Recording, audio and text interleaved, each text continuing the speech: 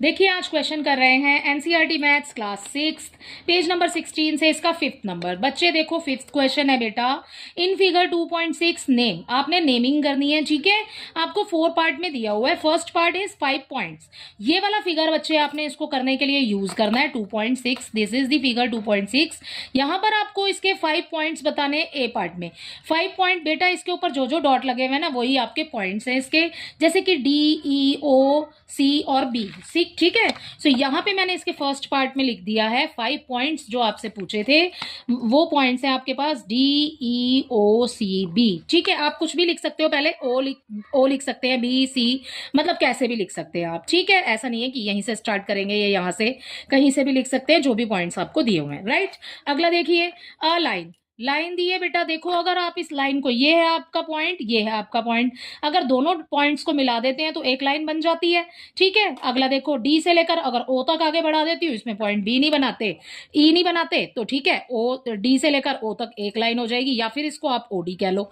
ऐसे ही नेक्स्ट देखिए, ओ ई हो जाएगा, ई ओ हो सकता है। ठीक है, अगला देखिए, ओ बी हो सकता है, ओ सी हो सकता है। तो ये आपसे यहाँ पर पूछा है अ लाइन, तो हमें एक ही लाइन पूछा है, तो मैं एक ही लाइन का आंसर दे रही हूँ। यहाँ पर आपको मैंने आगे भी बता दिया, आप कुछ भी लिख सकते हैं। ये this is the sign of line. ठीक है, आपने डी बी लिख दिया, मैंने डी से लेकर के बी तक एक लाइन लिख दी है पूरी, जो एक रेखा बनी हुई है। ठीक है, लाइन बनी हुई है, मैंने पूरी लिख दी है। ओके, अगला देखिए, आपको बोला है 4 रेज। रेज क्या होती है? रेज में एक स्टार्टिंग पॉइंट होता है बच्चे, और उसकी लाइट जो है वो आगे तक एक्सटेंड होती चली जा रही है, किरणें मतलब उसकी बढ़ती चली जा रही है आगे तक, कहीं तक भी, जहां तक वो जा सकती है। ठीक है, तो आपको 4 रेज बोला है करने के लिए। देखो बेटा, स्टार्टिंग पॉइंट मान लेते हैं, जैसे कि हमारा ओ हो गया, ओ से लेकर हमारी रे कहां तक जा रही है?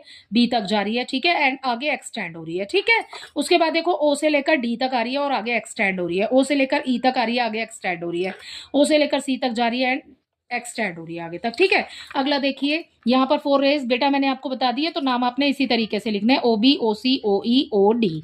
ठीक है, अगला देखिए, 5 लाइन सेगमेंट बोला है आपको। 5 लाइन सेगमेंट, जो आपकी लाइन है ना वही है आपके लाइन सेगमेंट, जैसे कि डी से लेकर ई तक, ई से लेकर डी तक, मतलब ऐसे भी लिख सकते हो, ई डी हो जाएगा, डी ई हो जाएगा, ओ डी हो जाएगा, ओ ई हो जाएगा, ओ सी हो जाएगा, ओ बी हो जाएगा, या बी ओ हो जाएगा।